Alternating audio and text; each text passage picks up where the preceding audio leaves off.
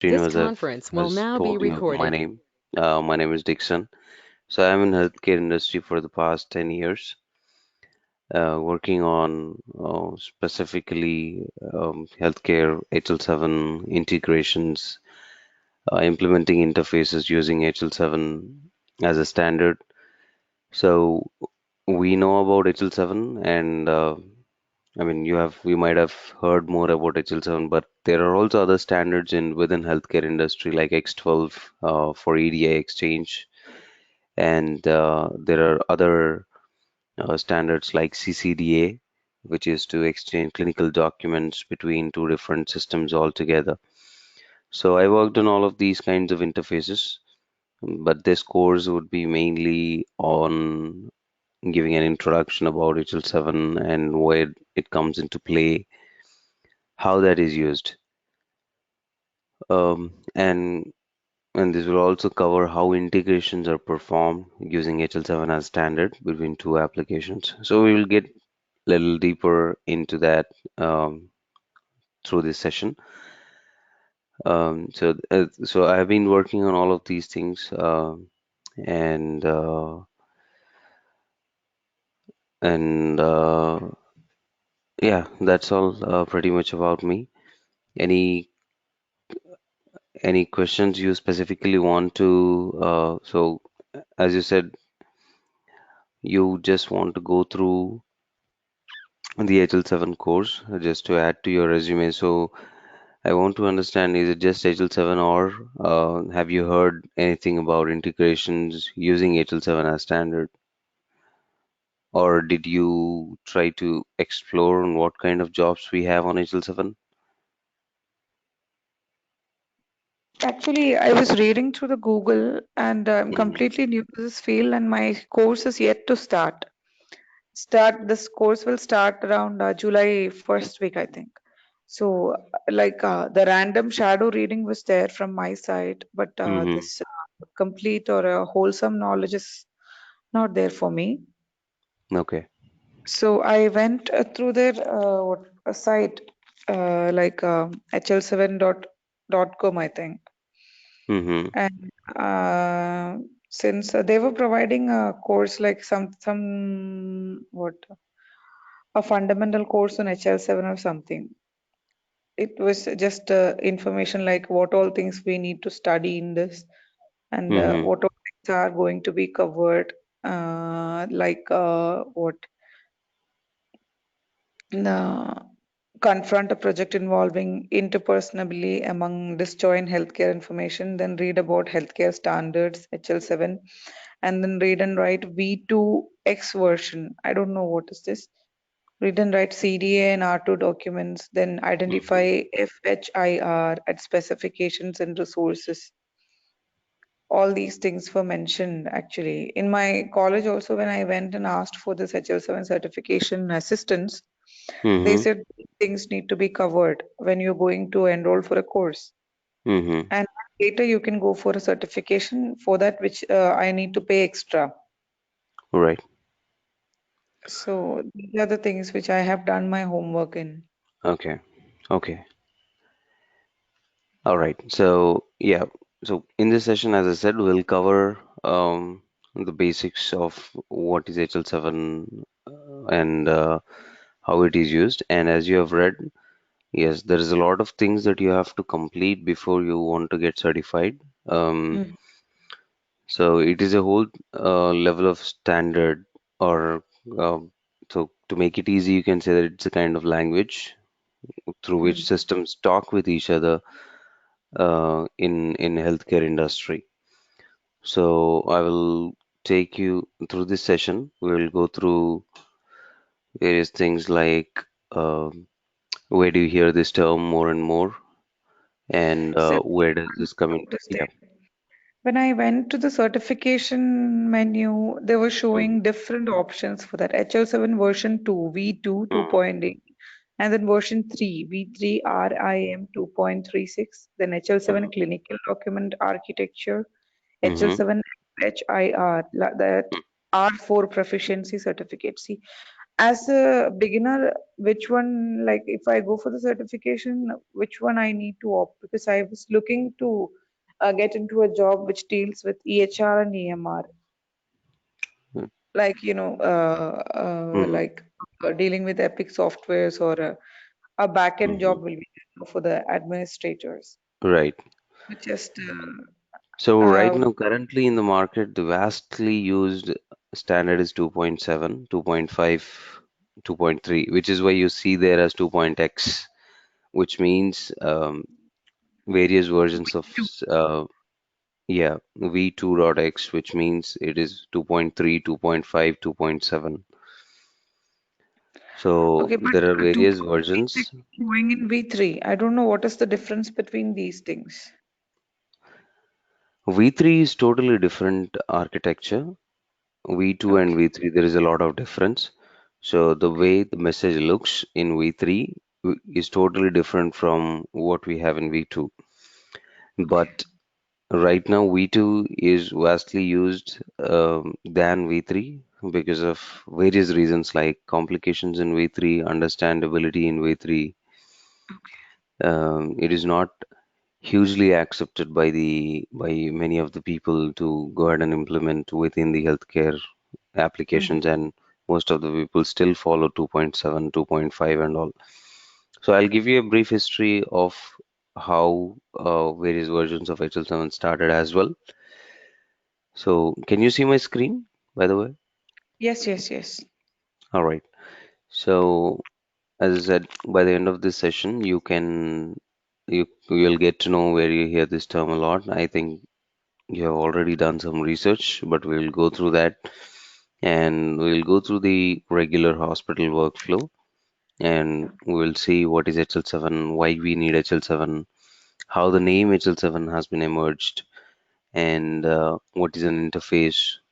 So, what is the role of an HL7 with an interface, and what is interoperability and HL7 structure? We'll see basics of all of these things. So, Okay. mostly you'll get to know, cover most of the things by the end of this session about basics. So, as I said, we are talking about HL7, but before that, we need to understand what is the hospital workflow, because HL7 is a term which we specifically use for hospitals, or to be precise, we use HL7 to exchange data, uh, healthcare related data.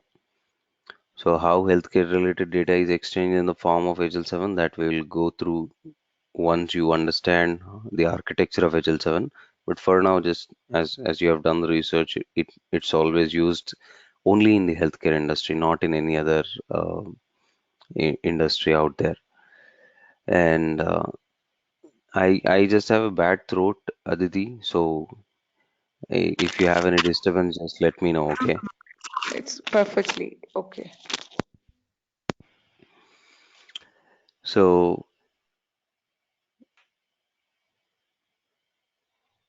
when we go through hospital workflow, the reason why I cover this in this session is everything that we deal with HL7 will always, during the entire learning, we always refer back to hospital workflow, so that uh, you can understand the real-time scenarios on how HL7 messages are generated.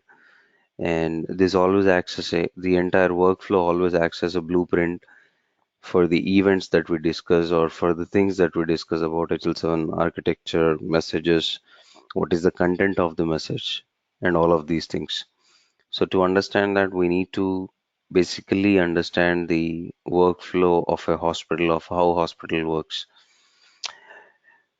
So here in India, we see that as soon as we go to the hospital, we visit the receptionist desk first, and as soon as you are there, a receptionist will ask, what is your name?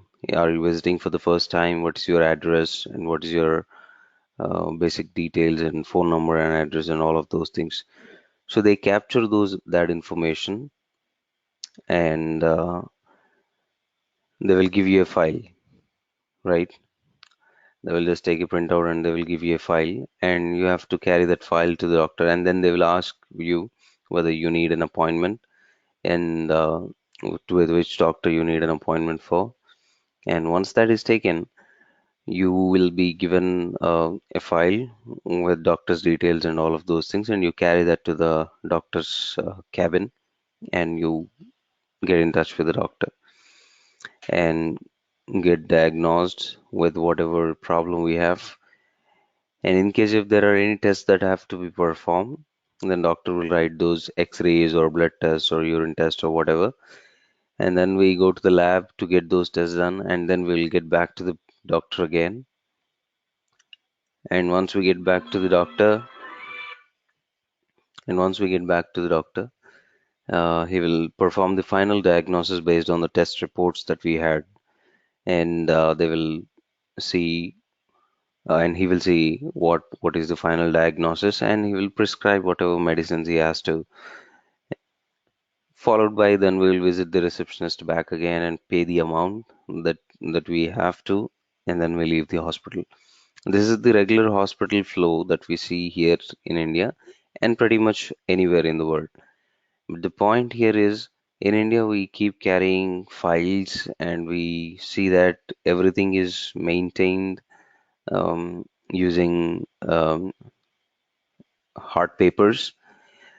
But in other countries like US and Australia, they don't use any paperwork. I mean, specifically hospital management doesn't use any paperwork.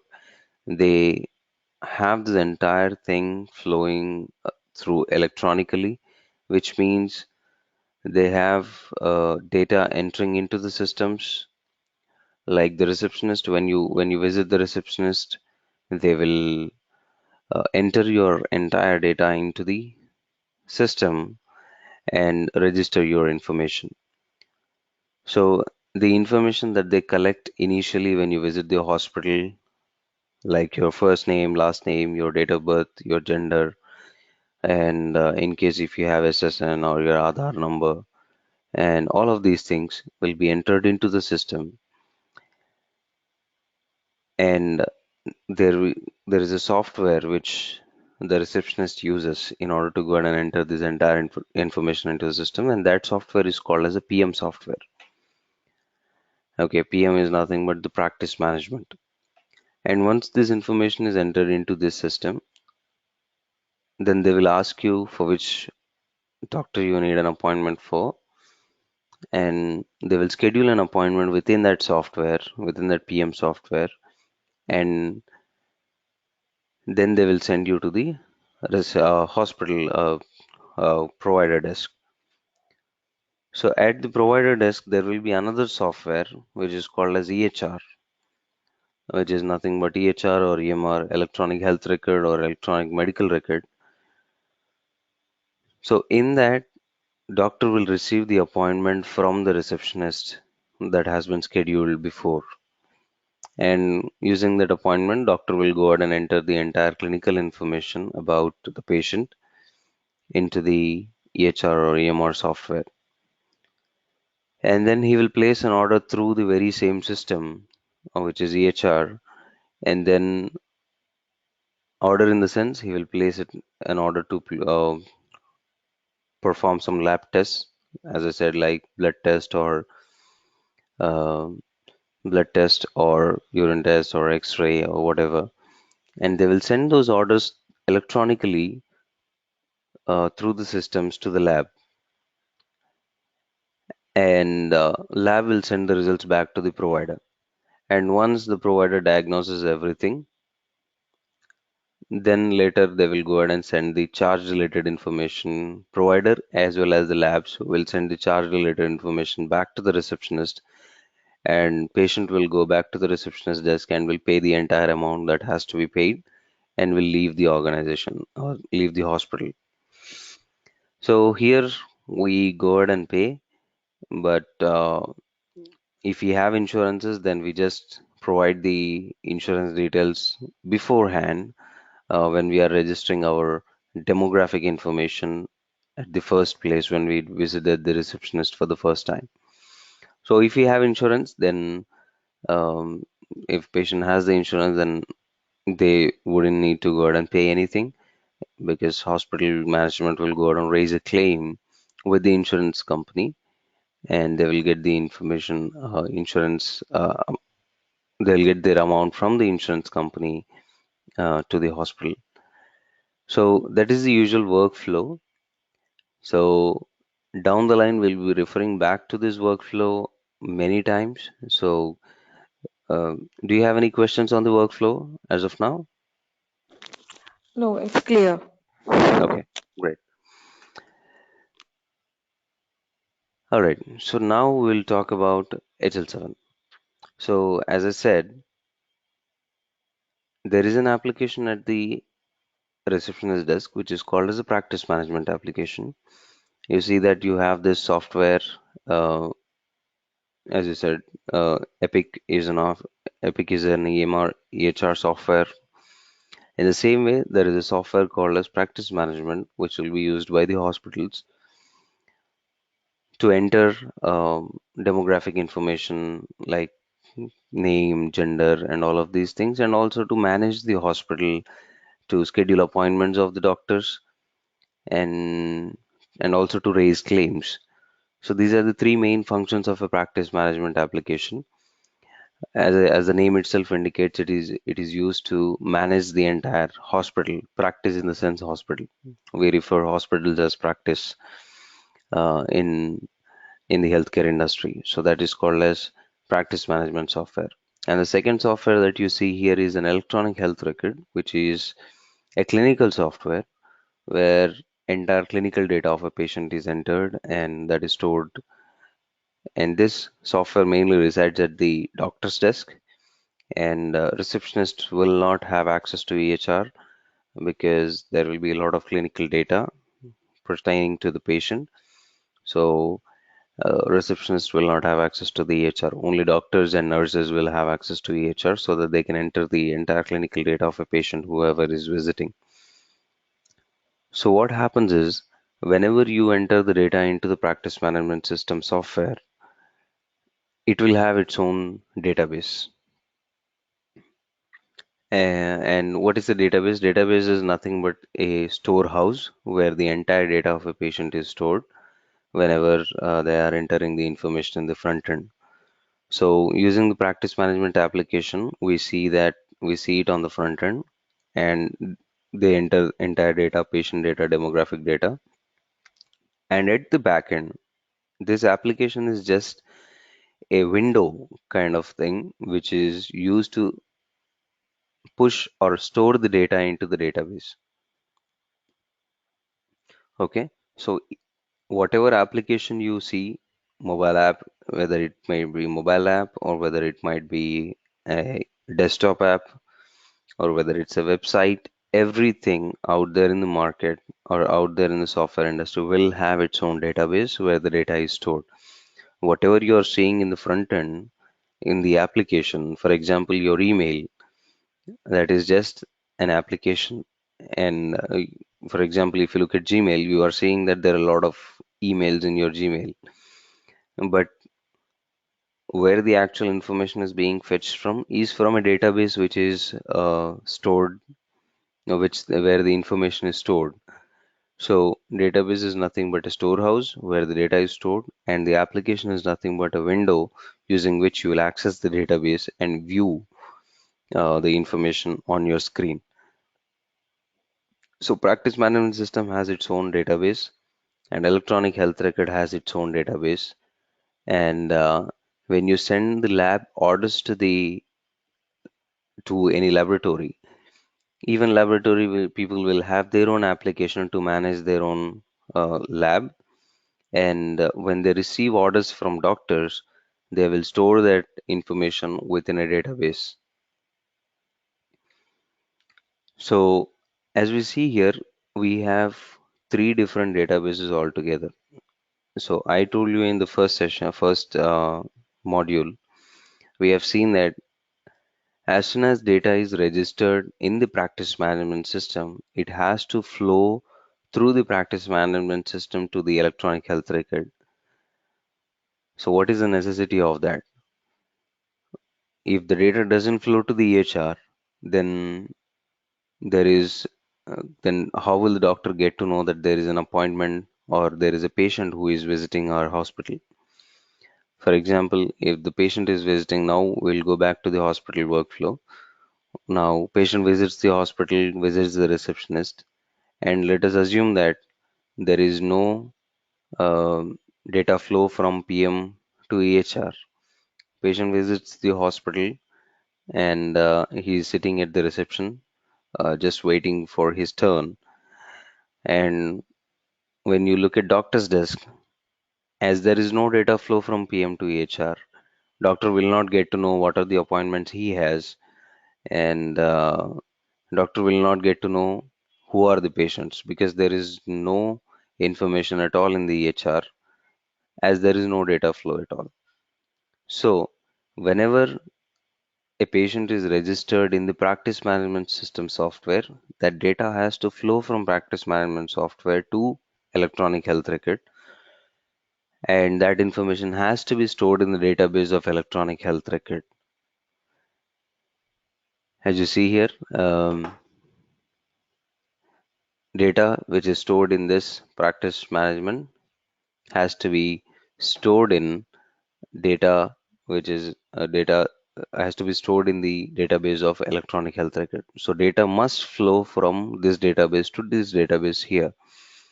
And once the data is here, then doctor will be able to see what are the who are the patients available, and I mean basically the patient's data, and also he will be able to see what are the appointments that he has for that specific day.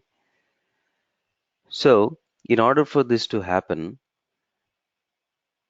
there should be some kind of architecture, or there should be some kind of functionality where the data from this database is picked and that has to be written to this database. So there are various ways of getting it done in order to satisfy this functionality.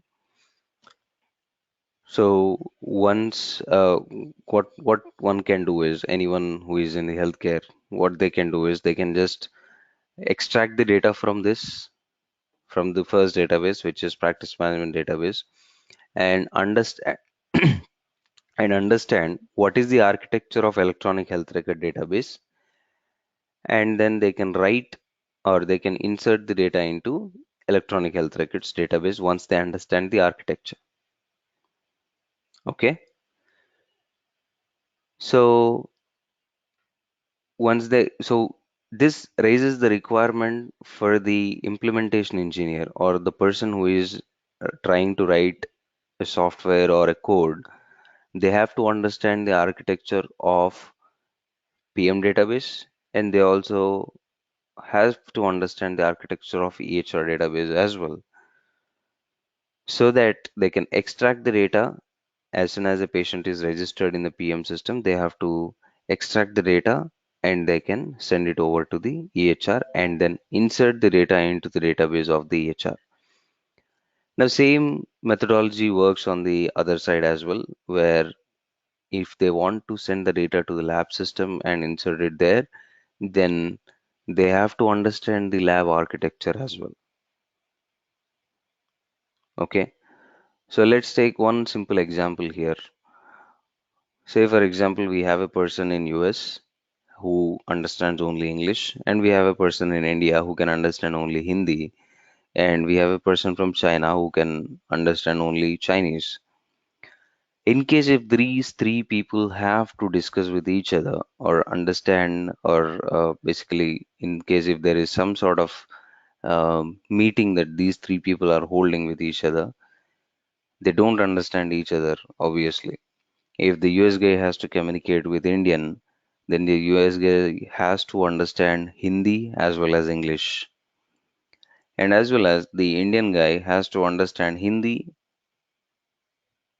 which is his basic language, which he will understand, but he also needs to learn English as well so that he can understand the other person.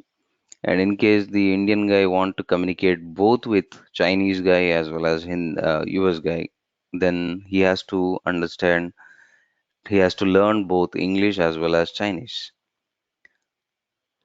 So we are ending up we see that in this trilogy, we are ending up in learning. One person is ending up in learning both the languages. He has to learn them because in order to communicate with them, there is no common solution here. But let's assume, let's emerge one particular language as a common language. For example, we have English as a common language all over the world.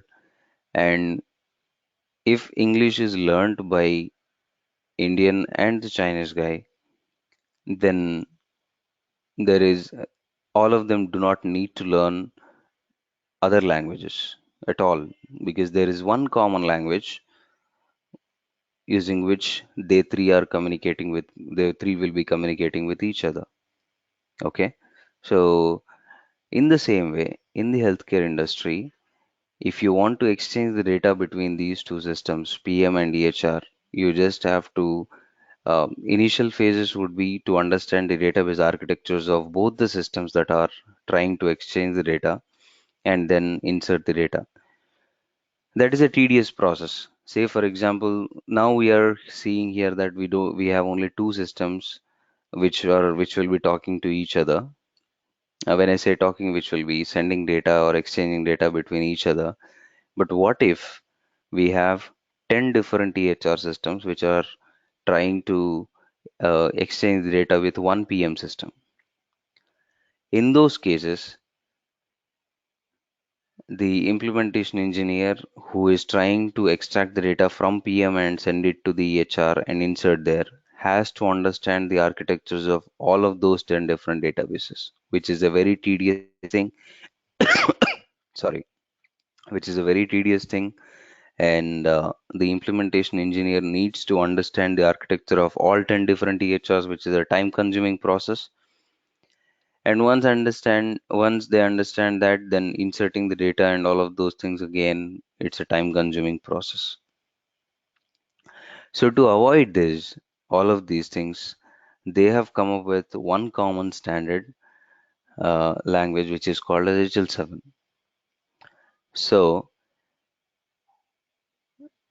as I said in the example, if one person, if all the persons are learning English, like I mean, if the rest of the people are learning English, then there is no need for the for each of them to learn two different languages or three different languages or whoever is interacting.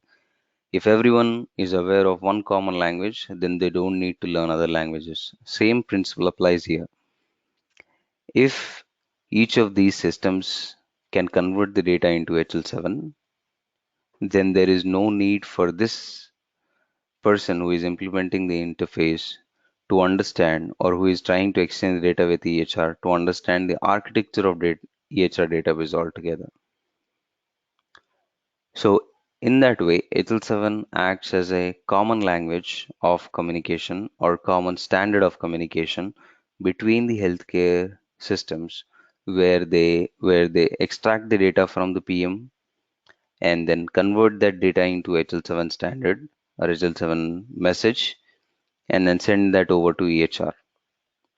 And the person on the EHR side will grab that HL7 message and will insert the data into that database from the HL7 message because they also understand HL7 and they don't need to understand the database architecture of PM system at all.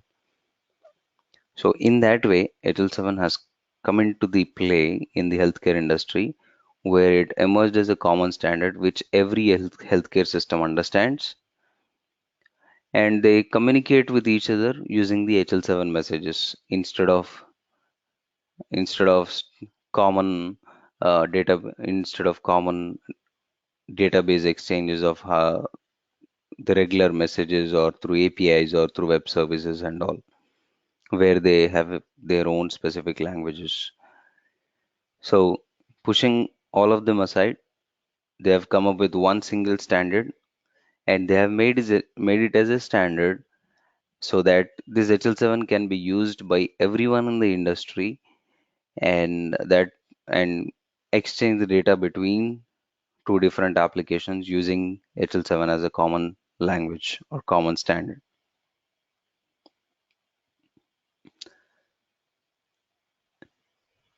Okay, so is it? So how the data is exchanged between these two systems is important thing. So as I explained earlier, after HL7 has emerged, the exchange of data directly between the databases is not there anymore. So they have come up with the HL7 language as the common language to exchange the data between two different applications. So this will enable two different applications to talk to each other in the form of HL7 language.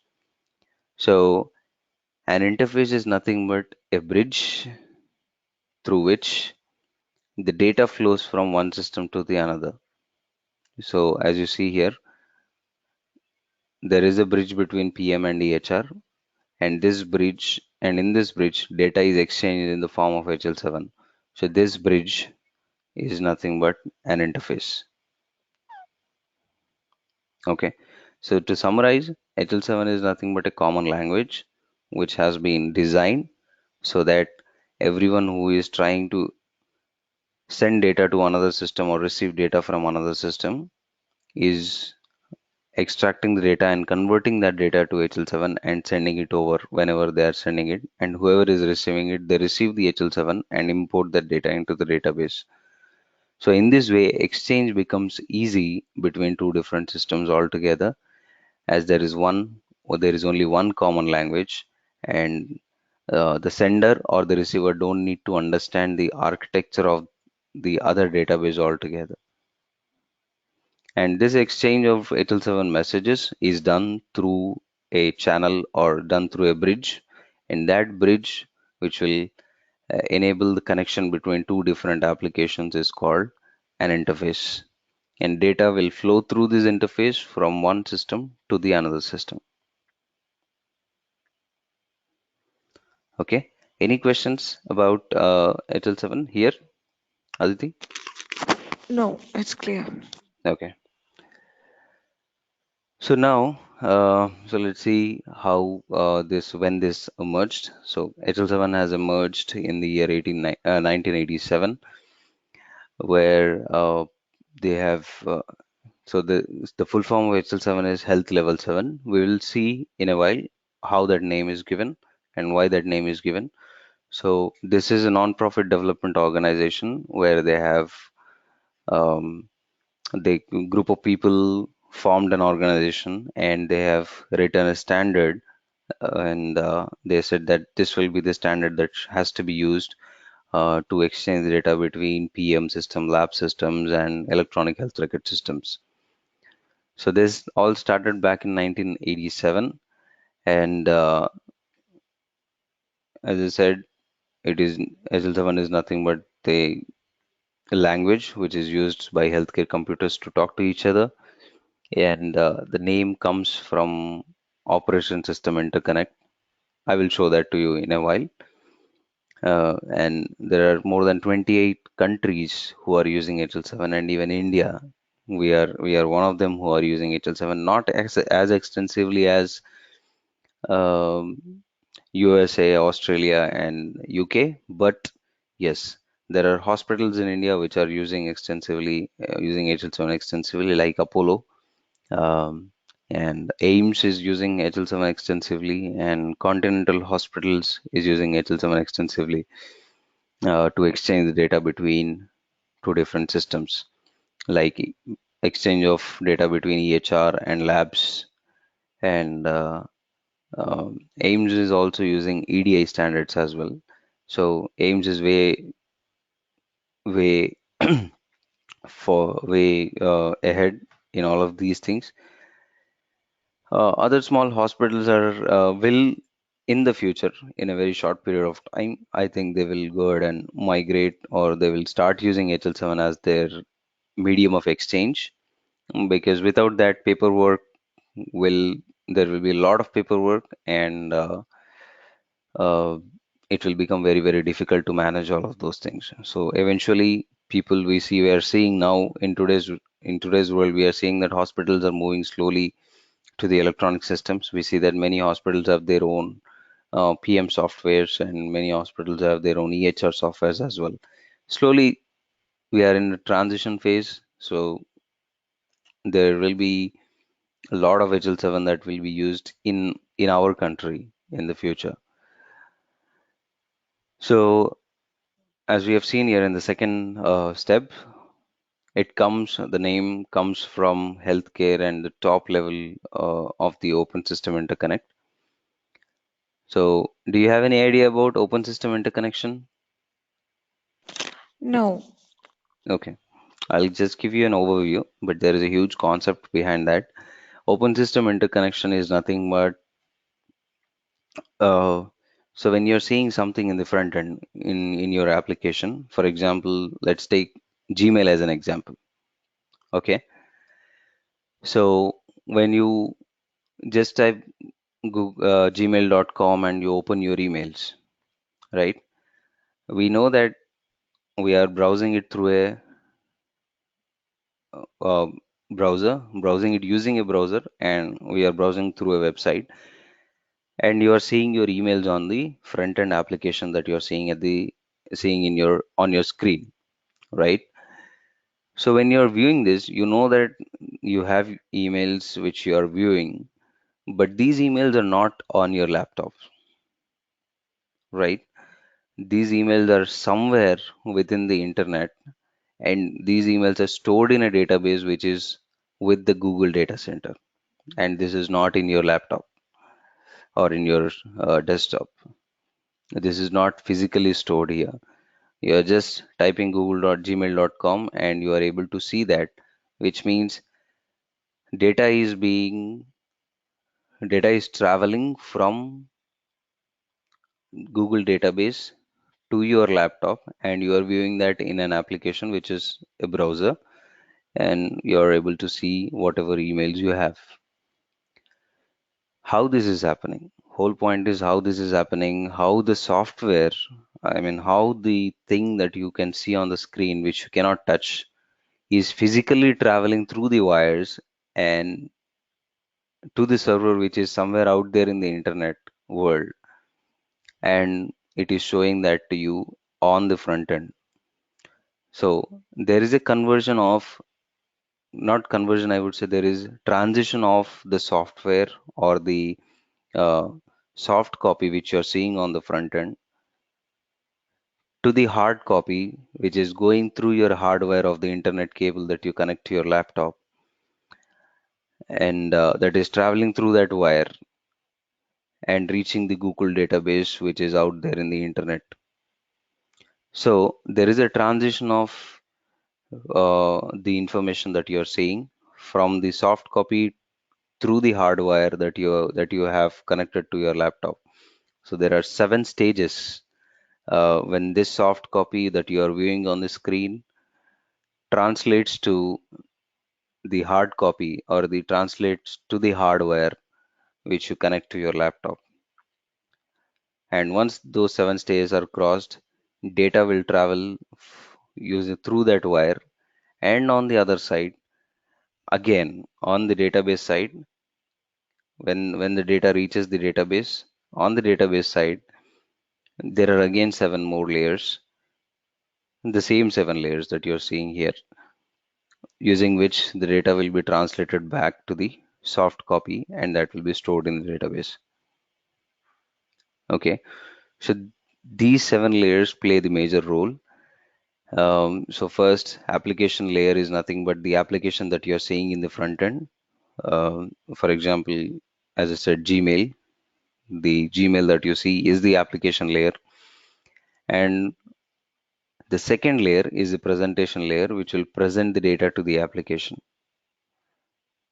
Okay. And the third layer is session, and then fourth layer is transport layer. Session layer is nothing but session layer will ensure that um, so the first 3 layers are called as software layers, and the next 4 layers can be considered as a hardware layers, kind of hardware layers, where the session between first 2 layers and the next 4 layers will be always maintained intact with the help of session layer that you're seeing here.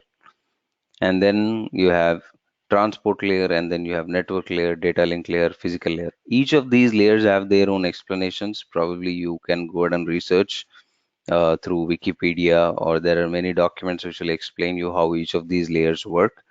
But the whole point is, once the data, for example, if you're sending an email, once you click on send email, you're sending that through the application that you're seeing in the on your screen. And once you click on send, presentation layer will take that email and will give that email to the session layer, and session layer will pass it over to transport. And at the transport layer, this email will assign the destination to where this email has to go. For example, if you say, if you're sending it to someone, then it will pass. If you're sending it to someone, it will try to find out who to whom you are sending it, and it will assign that transport address in the transport layer. Sorry. And then it will send it to the network layer, where they will determine the IP address of that particular email address that you gave. And then in the data link layer, this entire email is broken down into packets, and those packets will be serialized like 1, 2, 3, 4. And the last layer is a physical layer, where the information is given to your Ethernet port, where uh, where the data is sent in the form of packets one by one to the uh, to the Ethernet hardwire that you have connected to your laptop or desktop. And through that wire, now the packets physically travel through that wire, and then will reach the Google database. And after receiving it the Google database, now the reverse work will start, where they will receive the data to the physical layer. And in the data link layer, all the packets which are numbered one by one will be serialized, and they will be combined. And once combined, in the network layer, they will determine the IP address of the packets that has been received. And if it is correct, then it will fetch that information to the transport layer. Finally, it will pass on to the application layer. So there is a whole concept of, so this is called as operation system interconnection, where you see that soft copy which you're seeing in the front end, which you cannot touch, is actually converted to hardware packets, and that will be sent through the physical wire which you're seeing, which you use in the real time world. And the data will be traveled through that physical wire to the somewhere to the server out there, or basically to any system out there. The reason why the name HL7 has come is because HL7 is nothing but healthcare level 7, which means HL7 that we are dealing with will always be dealt in the seventh layer, which is the application layer of the operation system interconnection model, which is why the name has been given as health level 7. Okay, so the name mainly draws from this concept, because we extract the data from database, and once the data is extracted, the entire play of converting the HL7 or interpreting the HL7 messages is always done using an application, which is called as an interface engine. We'll understand what is interface engine in a while, or down through the sessions, through the further sessions that we go through.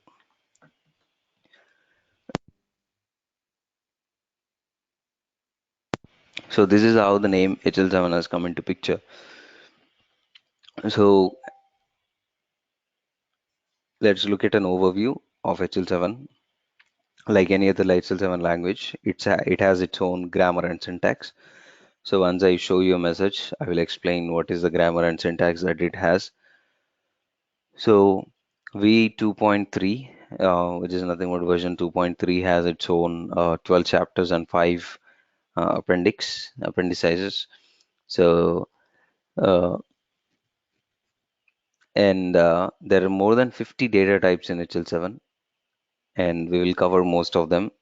There are more than 80 message types. We will be covering the most commonly used 7 to 8 message types, which we usually use in the industry. and there are more than 86 event types. So we'll cover a few of them during our training here.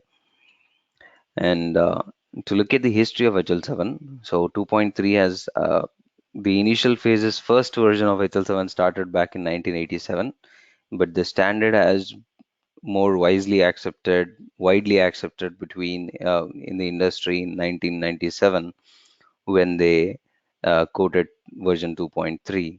And in 1999, there had to be some enhancement done to the existing version, so they came up with version 2.3.1 in 1999. And so far, there has been changes to the standards like addition of new segments, addition of new data fields, or addition of new events or message types, and we have been emerging since then. And the most widely used standard currently in the market is 2.3 or 2.5 or 2.7. So there are few changes with all of these things, but more or less all of these messages look same. But whereas when we come to version 3, which is the standard released in 2015, um, the entire architecture of HL7 message has changed with version 3. But unfortunately, this is not widely accepted within the industry because of the complication, understandability, and you know, the convention. People tend to use the conventional methodology more when there is a change. So we are still most of the systems out of 100% out in the market, 85% systems are still using HL7 version 2 as a standard to exchange data between two different healthcare related applications. Version 3 is used by very few of them, very few of them. And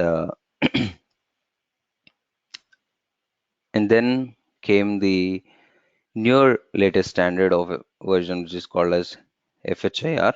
FHIR means Fast Health Interoperability Resource. As the name itself indicates, this will enable faster interoperability between two different systems, and that is through using a different language altogether, uh, which is called XML and JSON. So these are two different languages that are used in FHIR, but FHIR is mainly quoted or mainly emerged as a standard so that it can ease the work of data exchange between mobile apps, tabs, and all of these things because they use REST services as the main mode of communication and not the regular conventional method of interfacing of two different applications. So FHIR is still emerging. Not a lot of people are using FHIR as well, but this is widely accepted by the people, by the industry, because this will enable interconnection of mobile devices or wearable technology like for example, if we talk about your Fitbit or Fast Track or your MI band, these are wearable technology devices where you can capture your data like your vitals, like your heart rate or your pulse rate and all of these things, and how many calories you are burning each day. All of this information can be collected and that can be pushed to EHR as patient data from one patient, and that can be easily done through FHIR, very easily done through FHIR. And so these kind of things are done through using FHIR as standard. So that will be widely used, not very much used in the industry right now, but yes, down the line, slowly people will start using it a lot because we have many variable technologies and we have many devices which we interconnect and we want to capture the data from all the possible ways of one person's healthcare perspective, and so that we can avoid any predictable problems that the patient might have. So to exchange that kind of data, FHIR will be used a lot, but still HL7 will be used between two different systems to exchange the data because that is the most easiest way to exchange the data between two different systems. But FHIR will be used when third person or third party application comes into picture, like wearable technology or a mobile device or a tab device, something of that sort. So this is the history of HL7. So advantages are a lot with HL7 because it will uh, it will enable the hospitals to share medical data, demographics, and billing data with HL7 enabled applications. So now when we talk about applications, if you are trying to interact with a lab, for example, we have Yashoda Hospital. Yashoda Hospital wants to integrate with Lucid Diagnostics. Now, what happens in the regular way? Yashoda will give you the test. Doctor will say that get this test done and come. Then we'll go to Lucid carrying a file, and there we will get your test done and we'll come back to the hospital. But having the electronic data exchange, if Lucid can understand the HL7 message, HL7 architecture, then Yashoda can just go ahead and convert the data to HL7 and send it over to Lucid. Lucid will go ahead and grab that HL7, will convert the data because they understand HL7. So they will convert the data and they will insert the data into the in their lab system. Sorry, in their lab system, and patient wouldn't need to carry a hard copy at all. So that is how uh, sharing of medical data is enabled through HL7, which is of great boon to the entire healthcare industry. So data transfer is in the form of messages, and there is no special tools required for creating messages except for one integration engine. And all that you need to understand is how well HL7 messages are generated. And the code is an ASCII, which means you can easily understand, and you can read an HL7 message with your naked eye if you just understand the standards of the HL7. And it is independent of your operating system. It can work on any OS because we are mainly dealing with the application layer and not the core operating system layer. So it can work on any OS like Linux, Unix, Windows, or Mac, or whatever. So it can connect any system to any other system out there in the market, because all that you need to do is extract the data from your database and convert that to HL7 in order for you to send it to another system.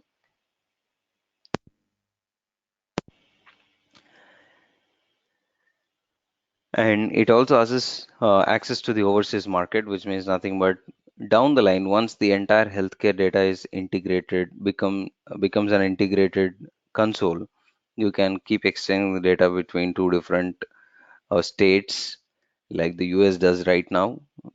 They exchange the data, or they uh, gather the data from different states to predict what is happening with their healthcare future.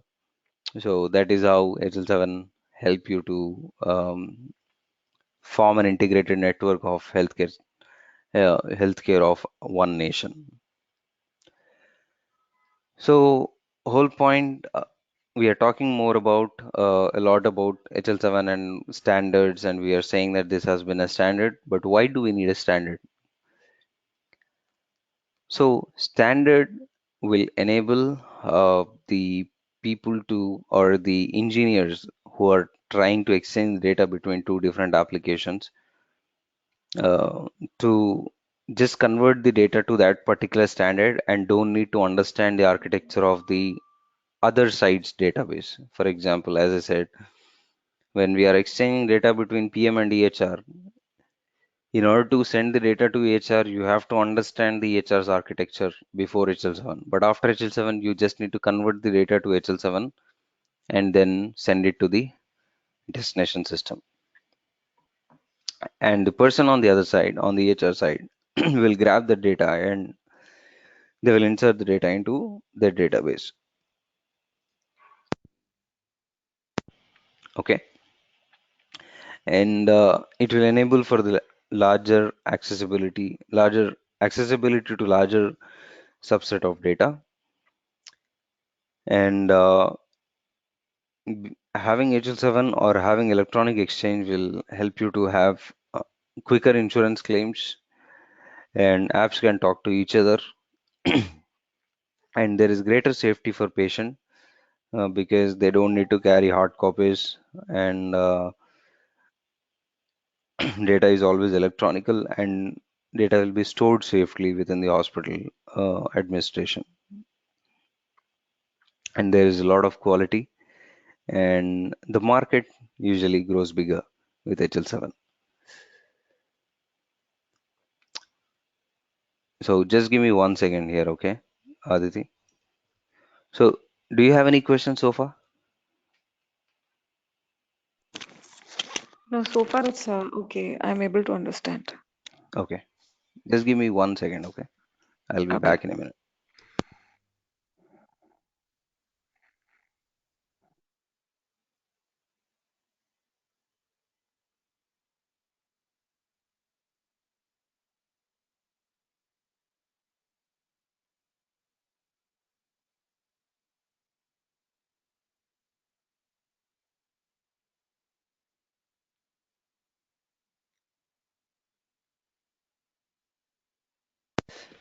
All right. So so far we have seen the functional aspects of HL7. Now we will see little bit technical parts of HL7. So we have discussed about, now we will see how trigger events works. So basically you're seeing this term for the first time. Oh, trigger event. So what is a trigger event? Now the name itself indicates what is the trigger event.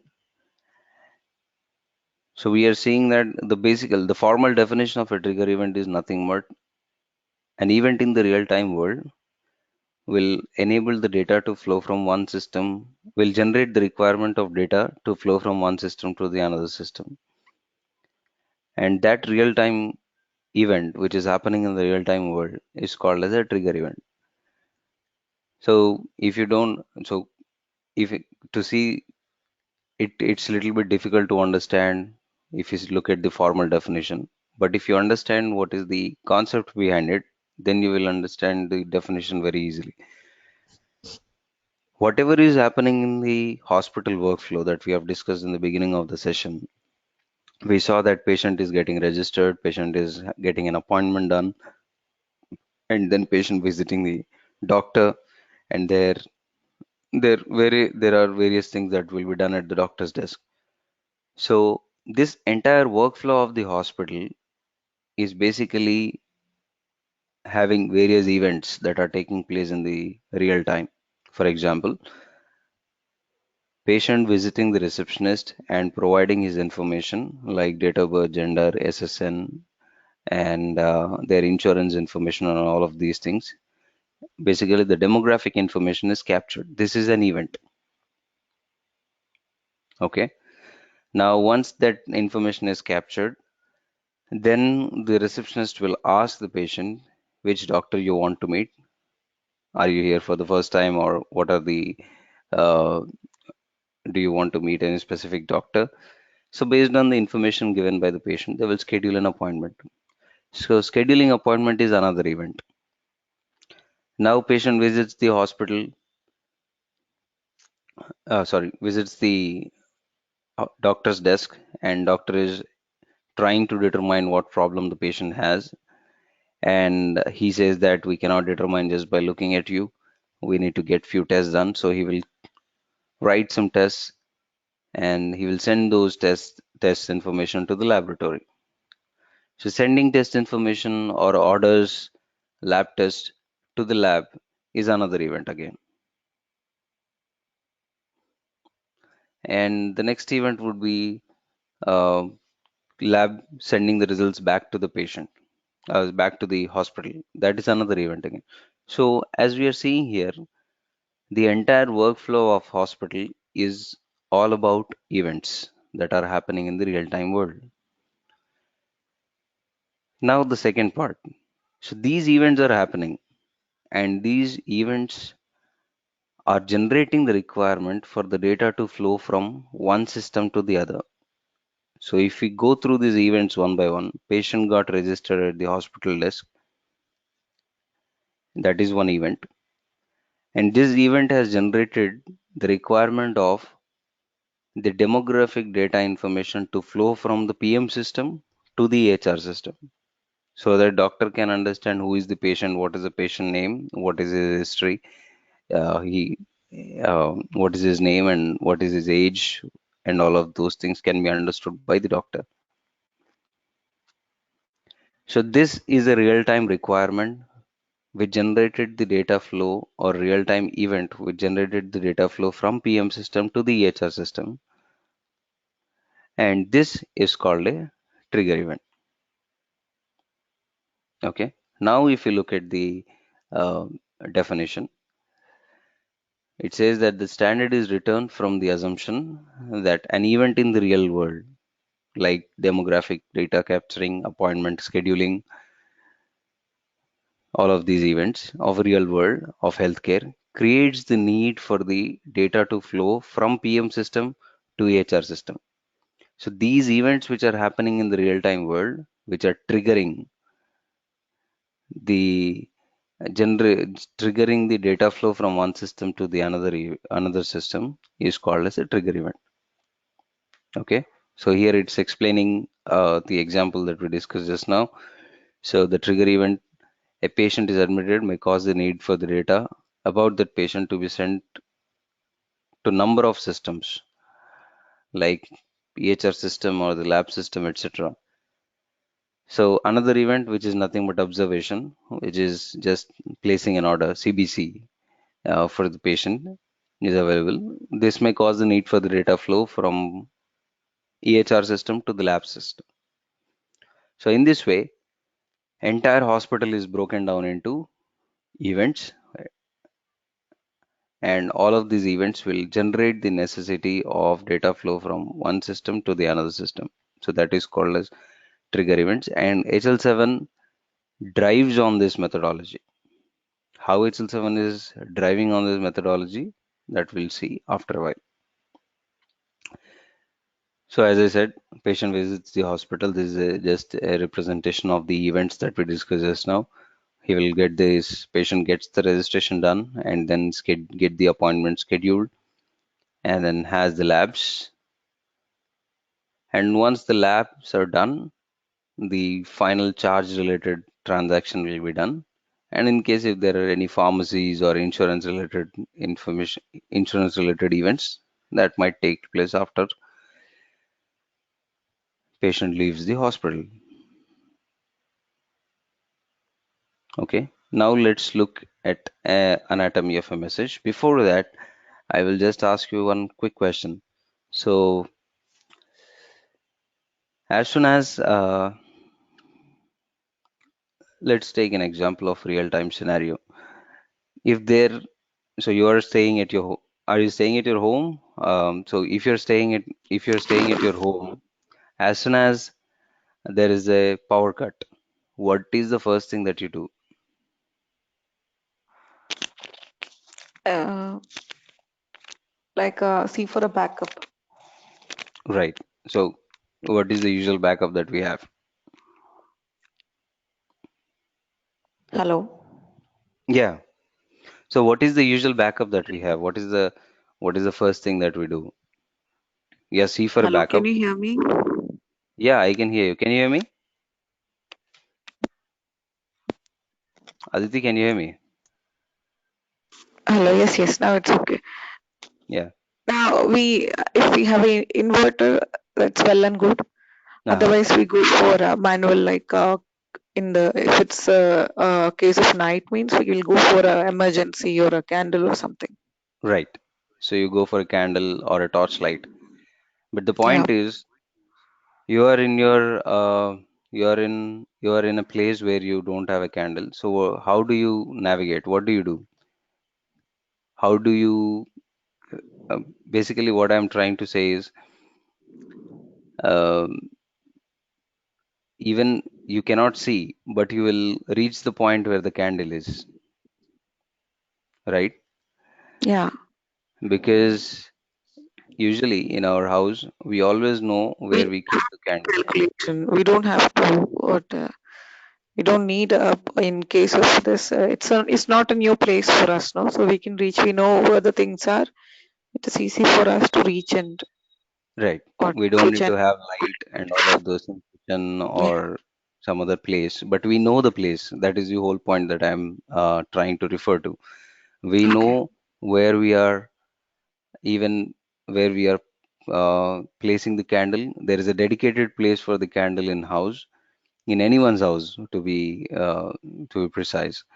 There is a dedicated place, and even if you are unable to see, we just go to that place, we grab the candle, and we just lit it. So HL7 also works on the similar standards, kind of similar architecture. HL7 is not nothing but understanding what we have where, which means there is always a dedicated place for each of the data elements that we have in the real-time world. So uh, that is HL7. Understanding what kind of information uh, is present at which place is is HL7. So I'll try to explain that in a little bit better way. Um, just give me one second. Why it is not rolling? All right. When we look at an anatomy of a message, let's take an example. Okay. Let's say there is a rack, and in the rack we have three different shelves. Okay. And each of these shelves are broken down into three, four different compartments altogether. Okay. And in the first rack, we are keeping all our books, all our clothes, and in second rack there are books, and in the third rack there are some other books. In the first rack and in the first compartment, we said that always there are t-shirts, and there are three, four different people uh, in the room. Okay, and all three, four people have come to conclusion that in the first compartment we'll have all the t-shirts, and in the in the first rack, in the second compartment we'll have trousers, and in third compartment we'll have shirts. Now all three people are going out, okay, and one person is still at home. Now the third person and the person who is outside calls the person who is at home and says that, can you get me that t-shirt?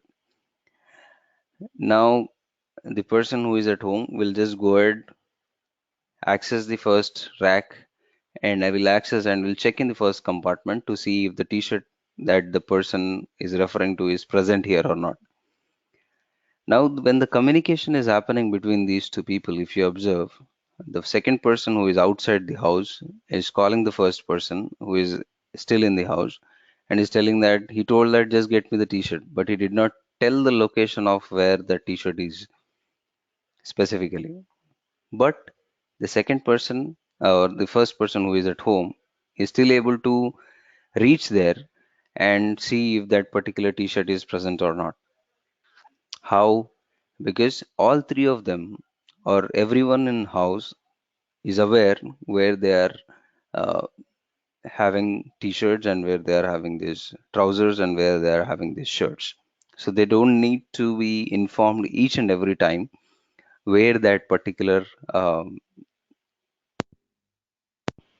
where that particular uh, t-shirt is present or where they are placing all of these things. Uh, it is not essential for them to point out to that information in each and every time. So in the same way, there is a lot of data which will come into play when we talk about HL7. So for example, there is a lot of information when we talk about each and every event in the HL7, like in a demographic related or in an patient registration related event, we see that there is a lot of data that is being captured, right? like patient name, first name, last name, their date of birth, their gender, their insurances.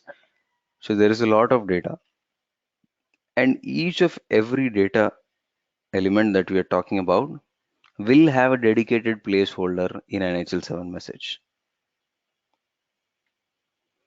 Okay, so looking at that, you will be able to understand, or there is a dedicated placeholder for each and for example, if we talk about name, name is sent in certain place in a certain segment within the HL7.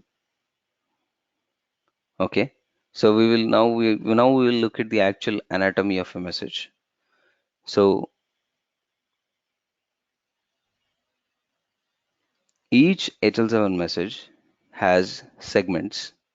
You can represent this back to the example that we just discussed. Segments are nothing but racks, kind of racks. You can just relate it to that way so that you can understand it easily.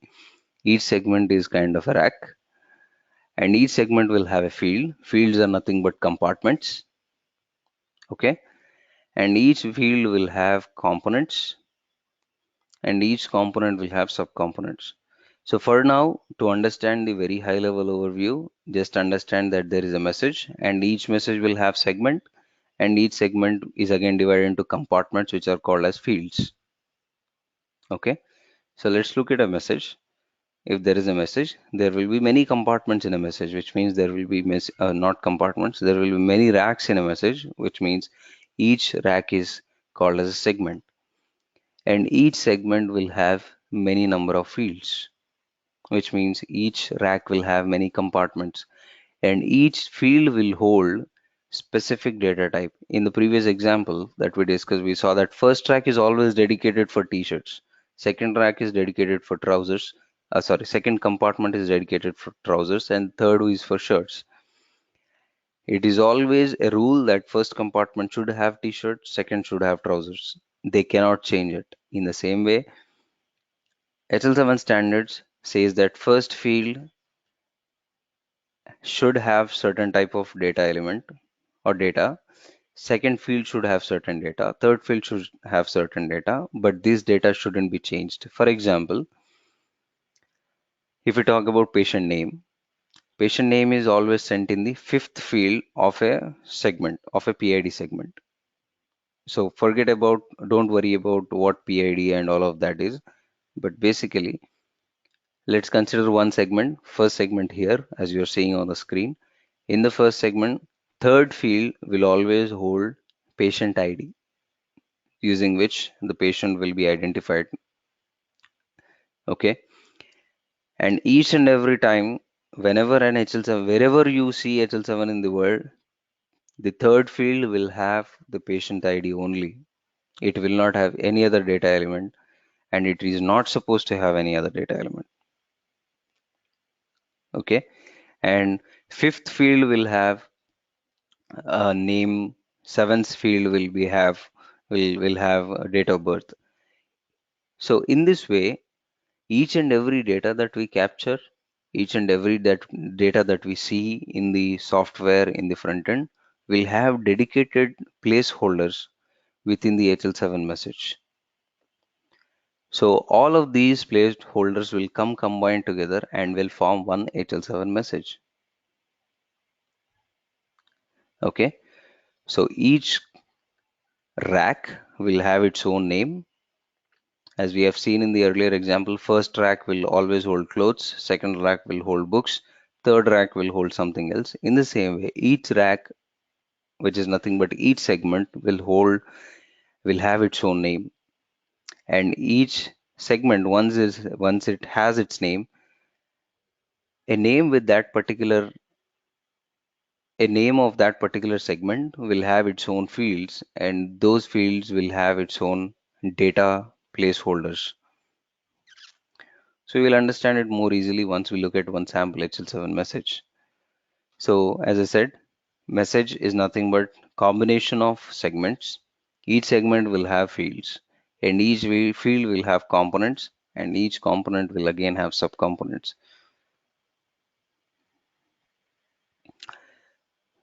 So in the second slide or third slide, I said that HL7 has its own grammar, right?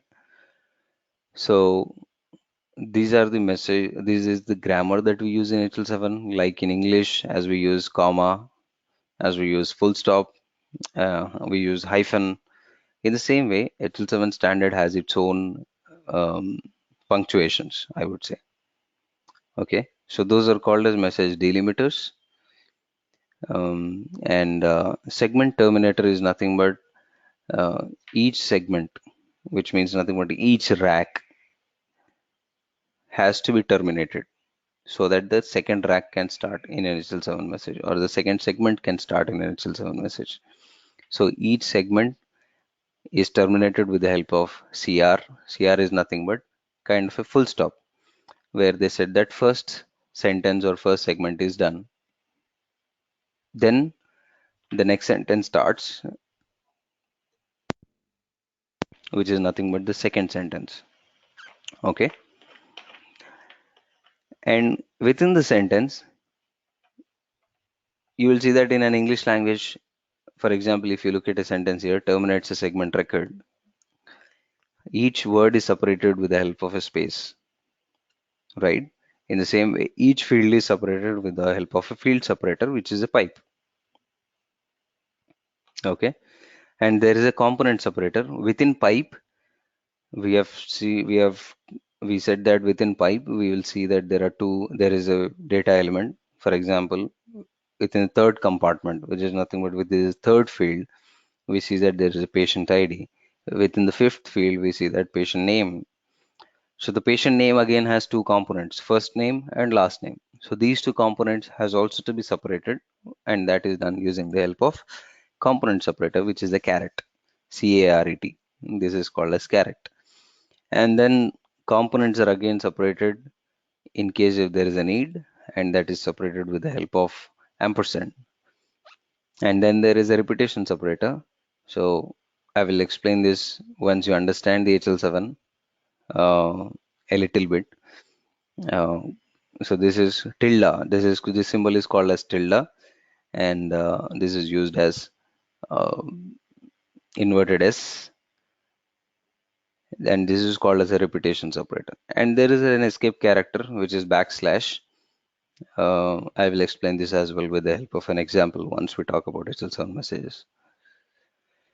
So this is a sample HL7 message. As I said, each rack, there are 1, 2, 3, 4, 5 racks here. Okay. And each rack has its own name. First three letters of any segment will represent what it is, what information it has.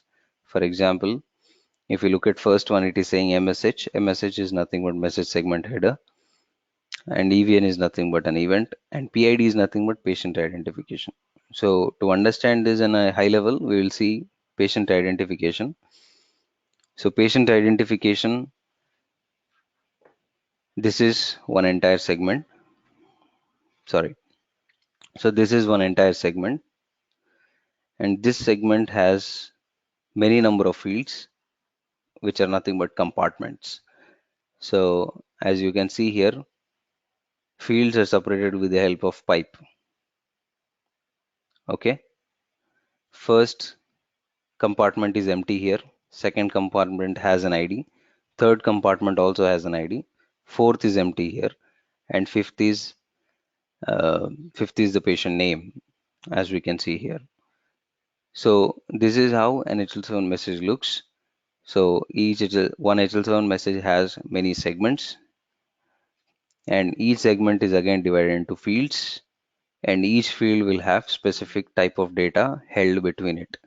For example, if there is no patient ID present, then PID3 will be blank. We cannot say that I don't have any information here, so I will put some other information. Like uh, some people might think that I will put test John, the patient name in third field of the PID segment. That cannot happen. If there is no data, then this will be sent blank. As we see here, PID1 is blank here, PID4 is blank here because there is no information present, or there is no information captured in the front end which has to be present here, which means this is a dedicated placeholder for patient ID, fifth field is dedicated placeholder for patient name, and so on. So basically it's saying that you are not supposed to go ahead and use any other information apart from patient ID in third field or patient name in fifth field. If you don't have the data, you have to keep that compartment blank. For example, if you don't have shirts, you have to keep that compartment blank. You cannot say that I have this compartment empty, I will put something else.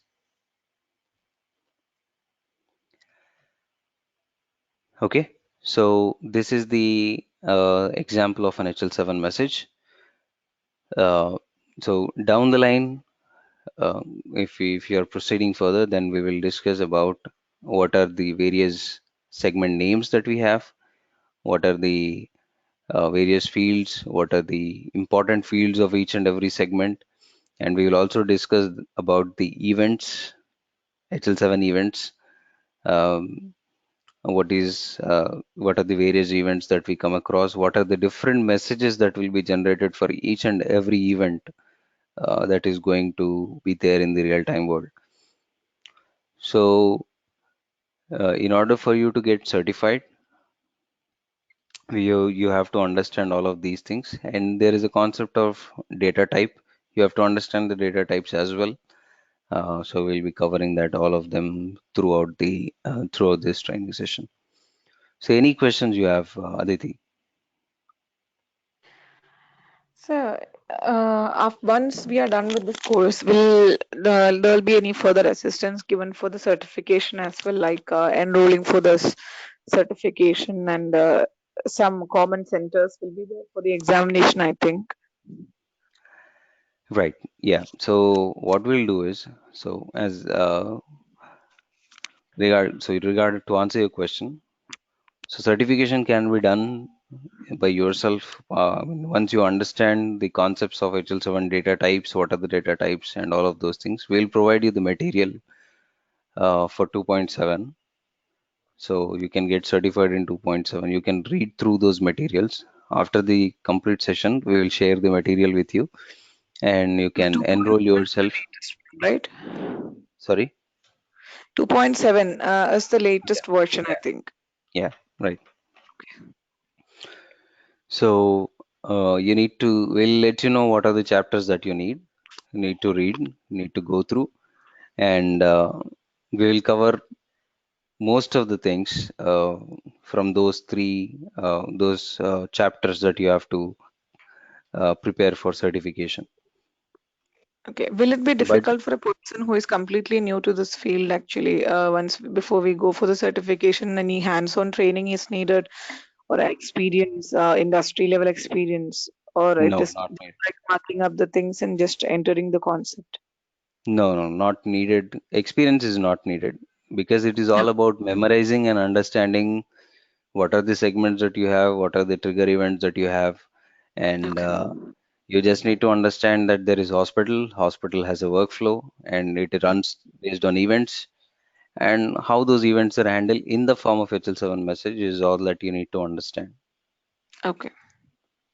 Any Okay, so mock test and or series will be given before we go for the certification? I will share few test papers of HL7 certification, which I have. So based Okay. on that, you can prepare yourself. Okay. And the materials will be sent like via post or No, online no, source will be there, online, like online, LMS for. online. I'll share the PDFs with you. Okay.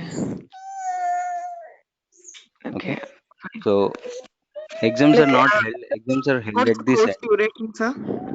Sorry. The course duration will be of So how many this months actually, each? sorry. So this course is has 28 to 30 sessions. Okay. Okay. Out of which Hourly 15 based or sessions weekly based? every day 1 hour. Every day, Every one day one hour. hour. Yeah, 6 days a week. Every day 1 hour. Sunday we will not have any session. Okay. So every day we'll have a session, and Point is, out of this course also includes integration, which you need to understand if you want to move to the technical side, Okay. where on how to generate HL7 messages and Okay. how we convert the data from how we extract data from database and convert that to HL7 using a free integration tool. So there will be 28 to 30 sessions, maybe one month, 1 week, or you can. It depends on how you're understanding, how you're completing the assignments, and all of these things. Okay. Okay, so to appear for certification, it's not essential that you have to go to some center and write. You Okay. can write it at home as well. So they will have a software which will monitor you, and all of those things can be done. Earlier, it was a case where you need to go to a specific center and write the exam. Mm-hmm. So you just have to enroll with them, and there will be certification charge of 199 or $250. I don't remember the exact amount now. Mm-hmm. Uh, so you have to pay that amount and you have to write it. $300, I guess. Yeah. Okay. And any certification will be given from your side once we complete the training? Yes. Well, from SV trainings, we'll provide a certification stating that you have completed, and yeah, we'll give it. Okay. So training and Okay. certif Any that so is about, any what yeah. between the HL7 and the institute, which is what SB Training Institute, uh, for like what authority of what giving training and all. No affiliations and all is there, right? No affiliations. No, no. This is just from an institute perspective that you have completed the training through the institute and Okay. you have gone through the entire course structure. So if someone is referring to the course structure of institute down the line, if someone Mm-hmm. wants to, we will have our course structure on the website. Okay. So they will be able to understand what you have gone through. Okay. And as I told, my core aim is to enter the healthcare IT industry. So, just I need a suggestion from your side. Like, what kind Mhm. of courses do I need to undergo to get certified, and then it will make easier. Like, before I go for a placement, it will be easier for me to get notified by the companies. So, I came across many things like healthcare informatics courses and all, in which mhm. they mentioned so many things like including coding, HL7, and electronic data interchange. So many aspects of this healthcare industry, but uh, Yeah. what specific areas? I just wanted to know any like So other there are course. multiple profiles, okay? Okay, So data healthcare interchange can be done. Mainly 50% data is transacted through HL7. Other okay. 50, 25 to 30% is transacted through EDI X12, Hmm. and other 50, 25, 30% will be transacted through CCDs and all. So these are Okay, three different standards altogether. But the okay. whole concept is all of these standards will enable the electronic exchange of data between two different applications. Hmm. Okay, so HL7 jobs are a lot in the market when compared Okay. to relatively when compared to EDI and CCDs. Okay, will this what certification help me to get into a like a software or IT firm who Yeah, deals with absolutely. this HR and EMR softwares? Because usually the review which I got from the institution was they look for the skills in SQL and the concept fundamental knowledge of HL7. Yeah, you need to know SQL. The prerequisites are like you have to learn basics of SQL, you have to know basics of JavaScripting. Okay. But in order for you to, so SQL is needed so that we have discussed about database, right? PM application will save the data to the database. In order to extract the data from the database, you need SQL. Okay. Okay, once the data is extracted, second step would be to convert that data to the HL7 language. So you have to understand HL7.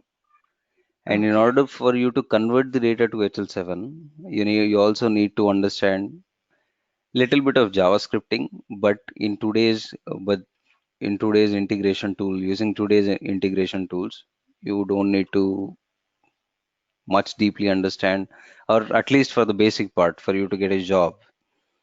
Okay. We will cover Self-learning. basics of JavaScript. We don't cover SQL, but I will cover a little bit of JavaScript, which is needed for this, for generating HL7 messages, so that you can at least showcase that and get a job. Okay, so self-learning will be sufficient, right, for this SQL and all, because what Yeah, in YouTube and all, I have seen many channels which would give the basic knowledge of SQL and a few more databases. yeah, that should be fine. You Okay, just need to understand up to for at least basic to intermediate level. You just need to understand concepts till store procedures, or okay, not even store procedures. You can learn DML, DDL commands from SQL, and you okay, can learn joins. These are the main three concepts that you have to understand. okay, Okay.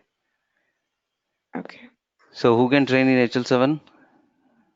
As you have done the research, there are many people who will try to get trained in HL7. There are people from different sectors like MDs, CEOs, and there are many managers, technical leads who are trying to learn HL7. And there are programmers in healthcare related applications who are dealing with healthcare related coding. They will try to learn HL7. Doctors, there are a few doctors, and so people who want to get certified, and they also learn HL7. So there are many people who are people from different domains also try to learn HL7 and all of these things. So to summarize this session, HL7 is mandatory for interoperability. Interoperability is nothing but exchange of data between two different systems is called interoperability, which is nothing but talking when two applications talk to each other. It is called as interoperability. So in order for two applications to talk with each other, HL7 is mandatory. And it is, as I said, it is completely becoming a requirement for the healthcare applications to use HL7, because that is how electronic messages can transact, health related electronic messages can transact. okay. And it is mandatory in overseas market like US, UK, for them to exchange the data in the form of HL7. So you can certify it anytime. It's not too late. So any other questions that you have, Aditi, about HL7? So are you clear with the topics that we discussed today? Yeah, it is clear. Yeah.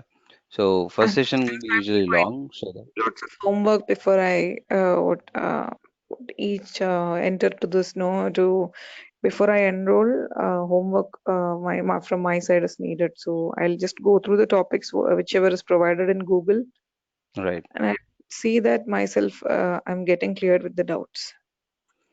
Yeah, sure, sure. So you can go through it and you can let us know.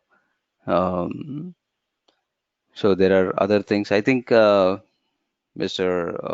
Srinivas has already shared the course content with you.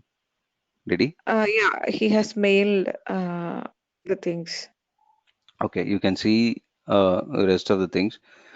So the only thing that we are not covering in this training is SQL. And if you want, I mean, SQL can be learned down the line parallelly during Okay. the training, because that is not the primary core concept of generating HL7 and all. Mhm. So in the first 12 to 10 to 15 sessions, we'll mostly be going through understanding HL7. So during that phase, you can learn SQL. but we cover JavaScript, XML, and other technical concepts and all of these things. Okay, okay, Okay. okay. All right then. Just let Srinivas know when you're ready. Then we will continue. And usually the first session will be long, so that because I need to cover at least basics so that you can understand what we will be going through. But further sessions will be 1 hour a day, out of which 50 to 55 minutes will be the sessions, and last 5 to 10 minutes will be about questions if you have anything. Okay? Only I have a concern, like Saturday Yeah. I have enrolled for another online course, like Hmm. to get an ECBA certification, entry level Hmm. business analyst certification with IIBA. So Hmm. that class will happen from morning 7 o'clock to 10, around 10. Oh, So okay. I hope these both will be overlapping with each other in case of we have a class on Saturday in the morning session. Uh, Possible somewhere around what or a class of extended class on the Fridays or something will work, or what, please let me know as per your yeah, that should convenience. be fine. That should be fine. Or else we can make it 5 days a week. Okay, Um, yeah, we can make 5 days a week. We'll try to run till 1 hour 15 minutes for the last 2 days or for the last 3 days, something of that sort. We'll manage it, no problem. okay, Okay. So we'll okay, not have thank a you, session on Saturday if you have that another course. okay, Okay. thank you, All right. Thank you. thank you for your time. Yeah. Bye.